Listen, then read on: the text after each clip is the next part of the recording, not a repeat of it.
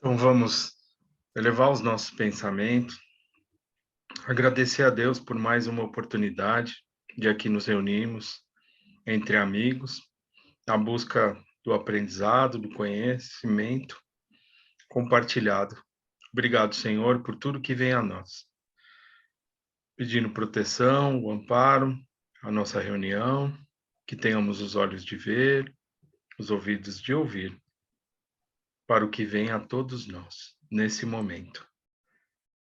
Abençoa, Pai, todos os trabalhos ligados à casa de Fabiano, a todos os trabalhadores, todos os participantes. Pai nosso que estais no céu, santificado, Senhor, seja o teu nome. Venha a nós o teu reino e seja feita a tua vontade, jamais a nossa, assim na terra como no céu. Pão nosso de cada dia, dai-nos hoje e sempre. Perdoe, Senhor, nossas dívidas, assim como nós perdoamos a quem nos tem ofendido. E não nos deixeis cair em tentações e em novos erros. E livra-nos de todo mal, que assim seja, graças a Deus e a Jesus. Do Evangelho segundo o Espiritismo, capítulo 17, Sede Perfeitos. Espera aí que tem mais duas pessoas querendo entrar. Conceição e a Carolina. Pronto. Evangelho segundo o Espiritismo, capítulo 17, Sede Perfeitos. Cuidar do corpo e do espírito. Georges, Espírito Protetor, Paris, 1863. Consistirá a perfeição espiritual na maceração do corpo? Para resolver essa questão, apoio-me em princípios elementares e começo por demonstrar a necessidade de cuidar do corpo, que, segundo as alternativas de saúde e doença, influi sobre a alma de maneira muito importante, pois temos de considerá-la como prisioneira da carne. Para que esta prisioneira possa viver, movimentar-se e até mesmo conceber a ilusão da liberdade, o corpo deve estar são, disposto e vigoroso. Estabeleçamos uma comparação. Eis que ambos se encontram em perfeito estado. Que devem fazer para manter o equilíbrio entre suas aptidões e as suas necessidades tão diferentes? Espera que tem a Celina aqui, eu vou admitir. O embate entre eles parece inevitável e é difícil chegar-se ao segredo do equilíbrio. Dois sistemas se defrontam nesse caso: os dos ascetas, que desejam abater o corpo, e os dos materialistas, que querem diminuir a alma. Duas violências quase tão insensatas, uma quanto a outra. Ao lado dessas duas correntes, fervilha a multidão dos indiferentes, que sem convicção nem paixão amam a tibieza e gozam com parcimônia. Onde, pois, a sabedoria? Onde, pois, a ciência de viver? Em parte alguma?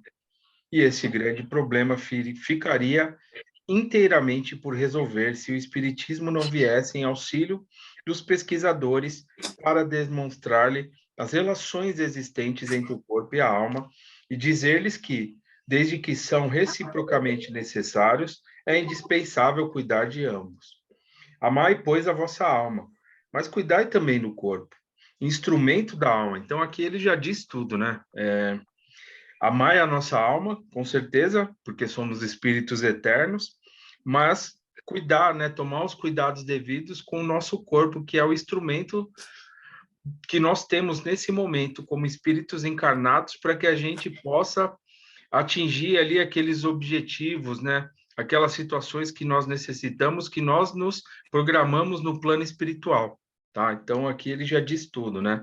Que há várias teorias, enfim, referente a essa questão, materialistas ou não, de abater o corpo, de cuidar mais de um, não. A gente tem que buscar o equilíbrio dessas ações, para que a gente possa conseguir ficar o maior tempo possível aqui dentro daquilo que foi estabelecido para nós nessa encarnação e assim vivenciar situações que precisaremos como espíritos eternos e necessitados, né, dessa encarnação que é tão importante. Tá? Então, acho que eu vou parar por aqui, porque ele já diz tudo.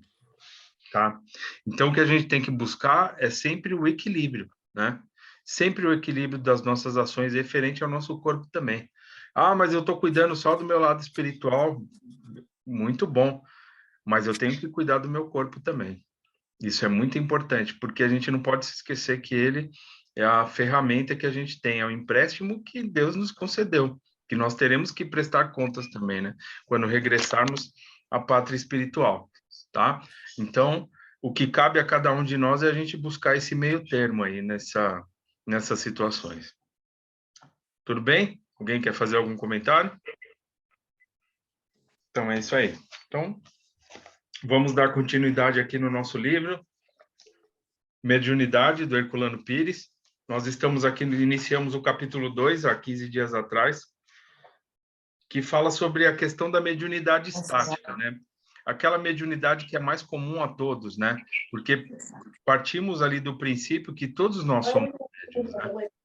Todos nós somos médiuns, porque nós somos espíritos encarnados, né? Vivendo experiências, enfim. E a gente mantém esse contato com o plano espiritual. E aí Kardec ele deixa muito bem explicado, enfim, exemplificado que há dois tipos de mediunidade, que é a mediunidade estática e a mediunidade dinâmica.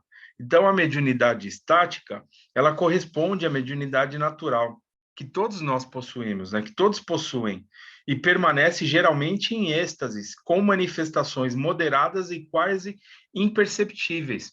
Muito ligado à questão das intuições, né?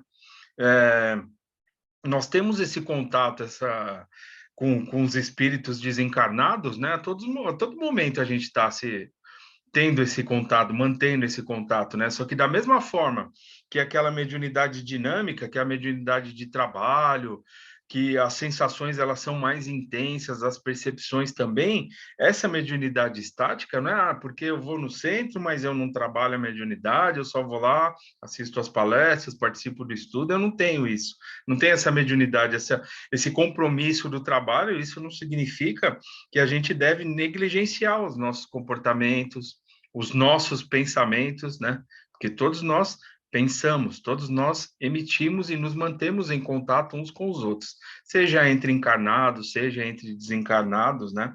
Então a gente tem que tomar cuidado, sim, tá? A todo momento, captando isso de uma intensidade maior ou não. E aí o Herculano Pires ele trata essa questão, que é essa mediunidade que é comum a todos, né? Que é aquela mediunidade que ela pode aparecer ali de uma forma quase, ele fala em êxtase, né, que você não tem uma percepção mais aguçada, enfim, você não tem uma intensidade dos sentimentos ali, enfim, de conseguir captar os espíritos e tudo mais, mas que todos nós temos. E aí ele traz pontos importantes. Então, nós paramos aqui ó, na página 17, no capítulo A Falta de Conhecimento, que ele vai trazer aqui um ponto bem importante para que a gente possa refletir. Tá? Então, vou dar início aqui. A falta de conhecimento desta divisão, né, dos tipos de mediunidade que Kardec traz para nós, acarreta dificuldades e inconvenientes na prática mediúnica, particularmente nos trabalhos de centros e grupos, tá?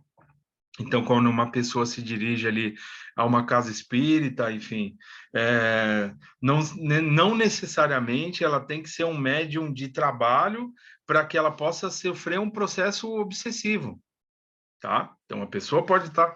Clarice, deixa eu adicionar Clarice aqui. A pessoa pode se dirigir a um centro espírita e ela está sofrendo ali um processo de obsessão, processo obsessivo, então ele traz esses pontos, né?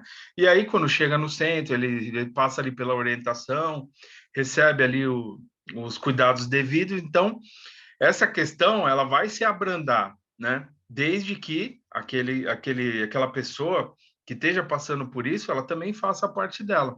E ou pode ser ali também uma questão de uma mediunidade de trabalho, enfim, uma mediunidade mais ostensiva, vai se mostrar ali de uma forma ou de outra, tá? Então, ele mostra que é importante todos nós estarmos atentos, independente se eu tenho uma mediunidade de trabalho ou se eu seja um médium estático, né? Que eu tome tento ali dos meus pensamentos, do que eu estou emitindo, do que eu estou buscando, né? Porque isso aí também pode acarretar situações aí para todos nós. A mediunidade estática não é propriamente uma forma de energia que permanece no organismo corporal em estado letárgico. É simplesmente a disposição natural do espírito para expandir-se, projetar-se e entrar em relação com os outros espíritos, tá? Então é aquilo que eu acabei de comentar. Todos nós somos espíritos, né? Reencarnamos, e se eu tenho essa necessidade do trabalho ou não, mas eu mantenho esse contato com o plano espiritual. Eu troco energias, eu capto pensamentos, eu emito, e aí eu recebo de volta aquilo que eu estiver fazendo, né? Aquilo que eu estiver pensando, buscando. Então, esse contato, ele permanece da mesma forma.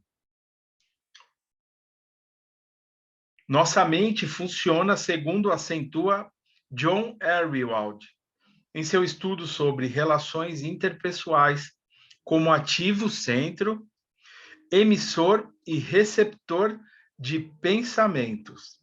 Estamos sempre conversando sem o perceber, tá? Então, nós estamos... Isso aí foi estudado, né? Então, a questão da doutrina espírita, que é a ciência, a religião, né?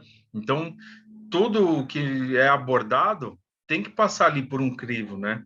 Então, isso aí foi tratado, essa questão da força que os nossos pensamentos têm. Então, isso aí passa, né, constantemente por estudos, por comportamentos, e a nossa mente, né, nós emitimos pensamentos e atraímos aquilo que nós estamos pensando. Atraímos outros que estão ali na mesma faixa vibratória. Aí entra a faixa vibratória, ou seja, tudo aquilo que nós estamos buscando.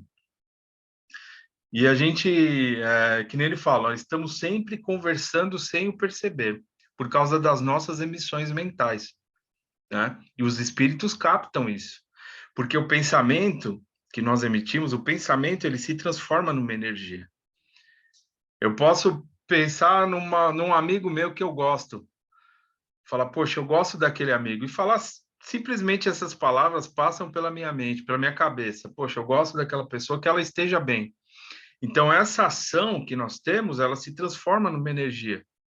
E aí ela é captada e se junta com outras tantas e retorna para nós, seja positiva ou não. Tudo bem? Alguém quer comentar alguma coisa? Roberto, quer falar, meu amigo?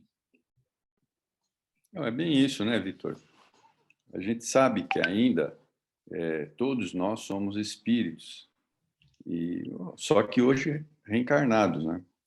Mas essas situações, elas ocorrem tanto eu sendo um médium de trabalho ou não, porque eu sou um espírito, né?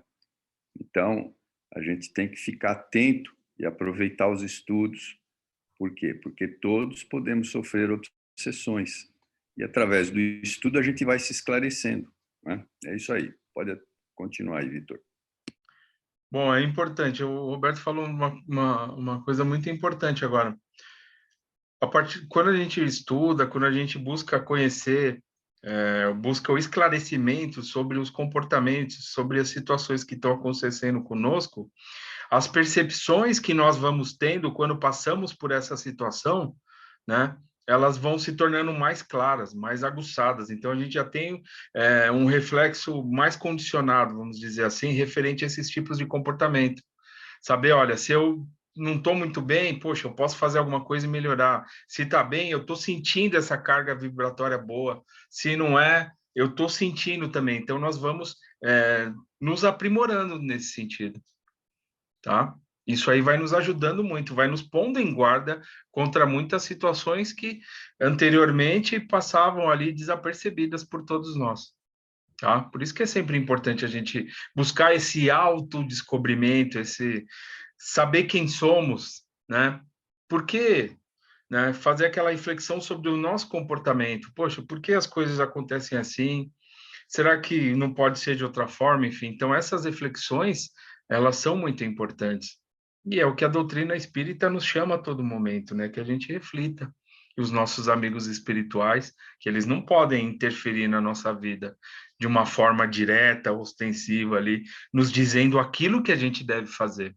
Eles estão ali nos ajudando, mas se a gente não tiver essas sacadas, ter esses comportamentos, buscar, né, essa ajuda, a gente acaba não sentindo. Tudo bem? Vamos lá. Tudo bem, Roberto, meu amigo? Posso seguir? Então vamos lá. Muitos dos nossos monólogos, isso aqui eu achei bem interessante para a gente refletir muito, são diálogos com outras pessoas ou com espíritos. Então podemos, né, trocar esses pensamentos aí, essas conversas, né, que parecem imperceptíveis para nós, seja com desencarnados ou encarnados. Mensagens de Emmanuel e André Luiz, através de Chico Xavier, referem-se às inquirições mentais que certos espíritos nos fazem, seja para aliviar nosso estado mental e ajudar-nos a corrigi-lo, seja para fins obsessivos. Então, a gente pode receber ajuda ou, né, uma interferência ali que vai ser mais nociva para todos nós. Tá? Depende de nós ali aceitarmos ou não aquela situação. Tá? Então, Jesus ele deixa bem claro, né, que nós somos deuses, né, nesse sentido de podermos mudar as situações, de escolher novas situações, né? Então, isso entra muito a questão dos nossos pensamentos. Um obsessor aproxima de nós e sugere, olha isso aqui, acho que é uma coisa para a gente pensar que acho que em algum momento a gente passa por isso. Um obsessor aproxima de nós e sugere mentalmente o nome ou a figura de uma pessoa. Começamos a pensar nessa pessoa e a desfilar na mente os dados que possuímos sobre ela. Olha que interessante isso aqui, né? Principalmente se é uma pessoa que a gente não gosta. Aí aparece lá uma imagem de uma pessoa que a gente tem uma dificuldade. Aí a gente já começa, né? Descascar aquela pessoa. Ah, isso é isso, isso é isso. E a gente está passando as informações por obsessor ter acesso àquela pessoa, né? Que a gente tem essa dificuldade e, por consequência, para nós também, sobre nós também, tá? Começamos a pensar nessa pessoa e a desfilar na mente os dados. O obsessor insiste, e nós, sem percebermos, vamos lhe dando a ficha da pessoa ou as nossas opiniões sobre ela. Ajudamos o obsessor sem saber. A gente participa desses casos, hein? De outras vezes, ele pretende saber qual a nossa posição em determinado caso de desentendimento a respeito de um seu amigo. Está dando para captar essas questões aqui? Entendeu? Então, a gente vai tendo esses monólogos, que nem ele fala, esses monólogos achando que nós estamos ali naqueles momentos só ali, revivendo situações que já passaram, né?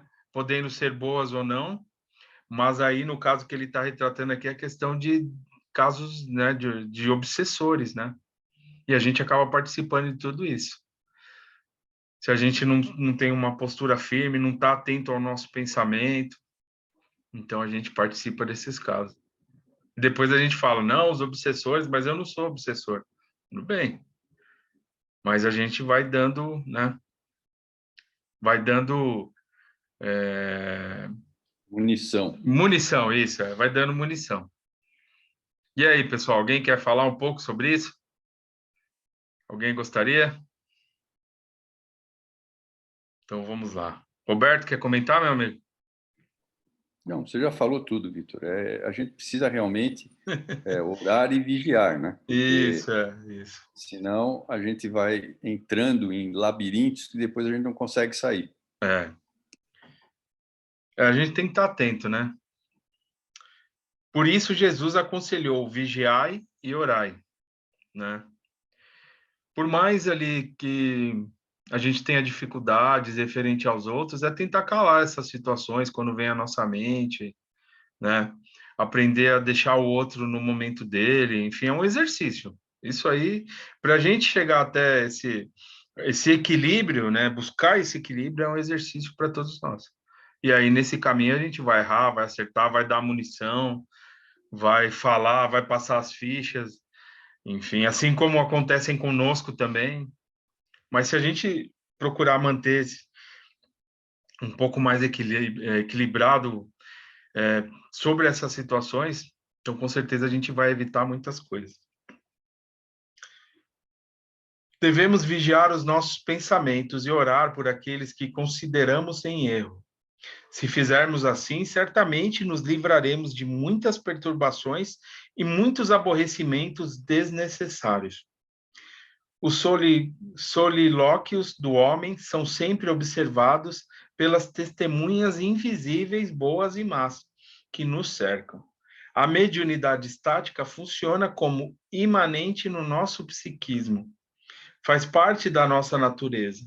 Não é uma graça nem uma prova, é um elemento essencial da nossa condição humana. Então, essas situações são inerentes à mediunidade. No caso aqui, é aquela mediunidade estática, tá? A questão de pensarmos, a questão de nos associarmos a outros tantos que pensam assim como nós.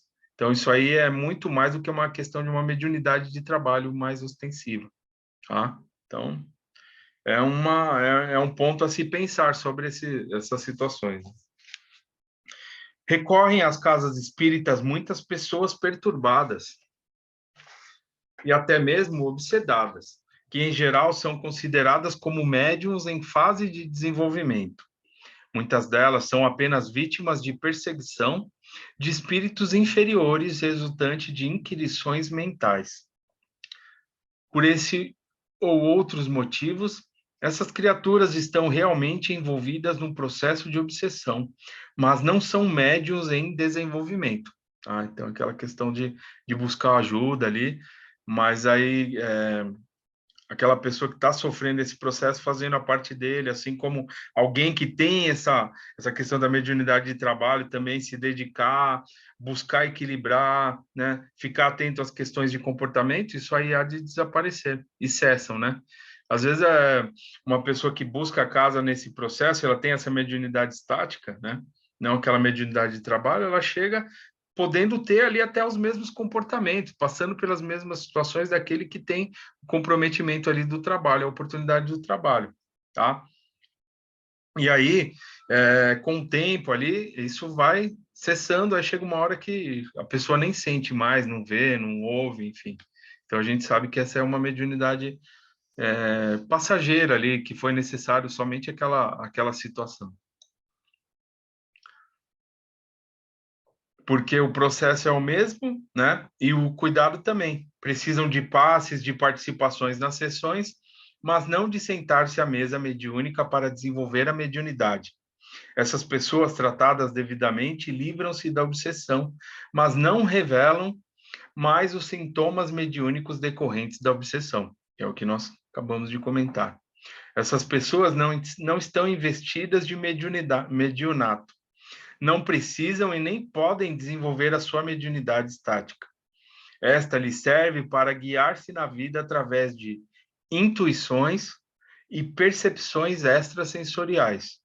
A obsessão ocasional, por sua vez, serviu para lhe aproximá-la do espiritismo, despertar-lhe ou reanimar-lhe o sentimento religioso, encaminhá-la num sentido mais elevado em sua maneira de viver, na busca de sintonias mentais benéficas e não prejudiciais. Independente, né, dessa questão da mediunidade de trabalho ou não, todos devem ser muito bem recebidos e amparados numa casa espírita como a nossa, né, que é a casa de Fabiano. Tá?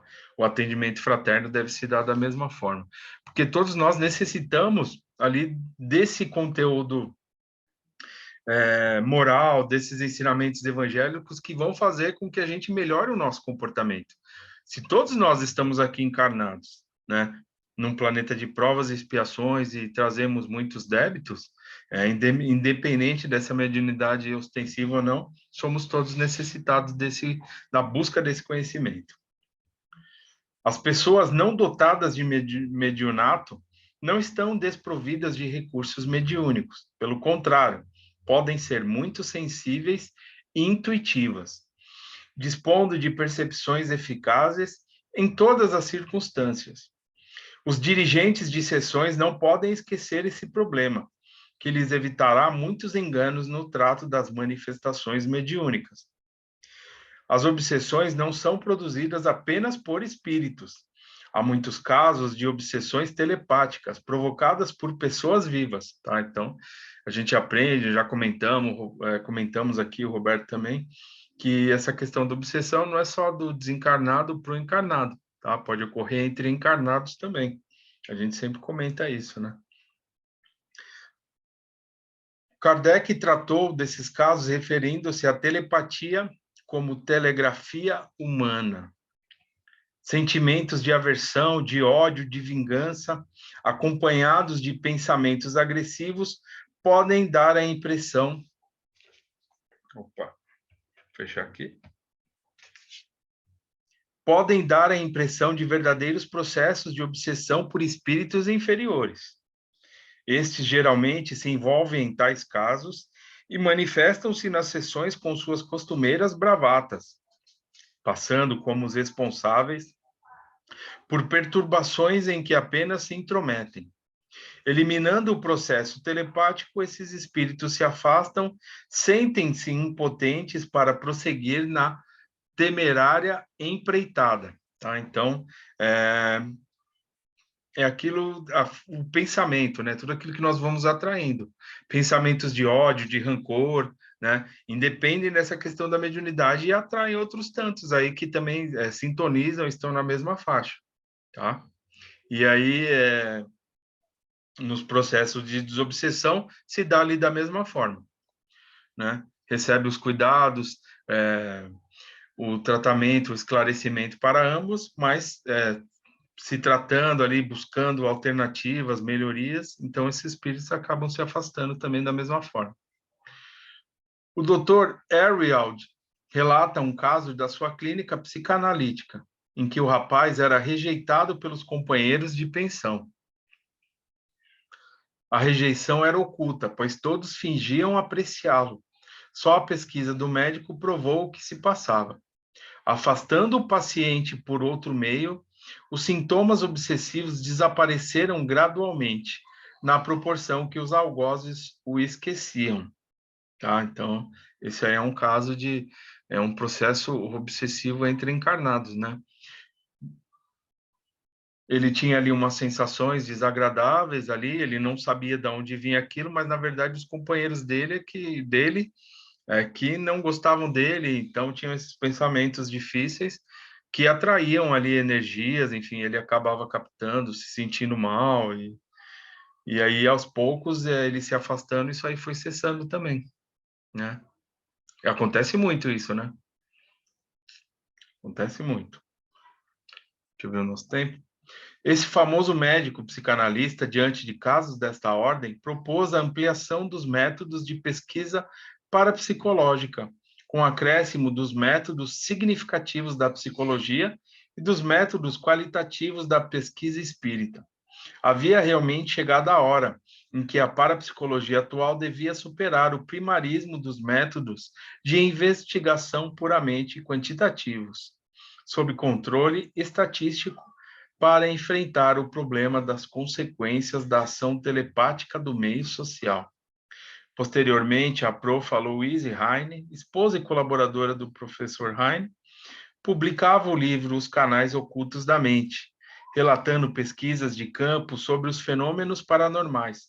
Alegava que as pesquisas de laboratório eram demasiadamente frias e despojavam os fenômenos de sua riqueza emocional e o seu significado.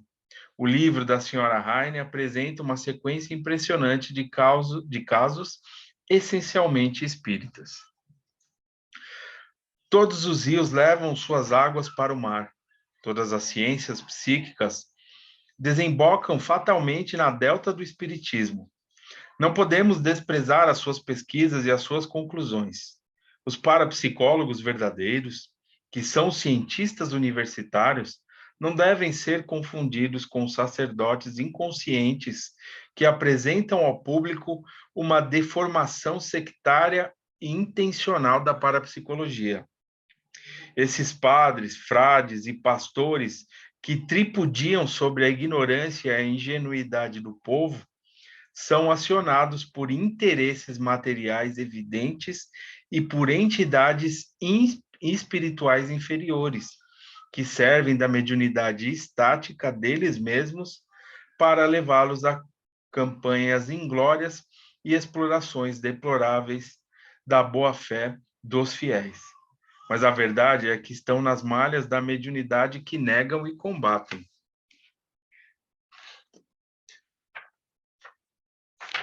A mediunidade estática dorme nas suas próprias entranhas à espera de que se tornem capazes de percebê-la e compreendê-la, né? Ou seja, atraímos. A todo momento, emitimos e atraímos, né?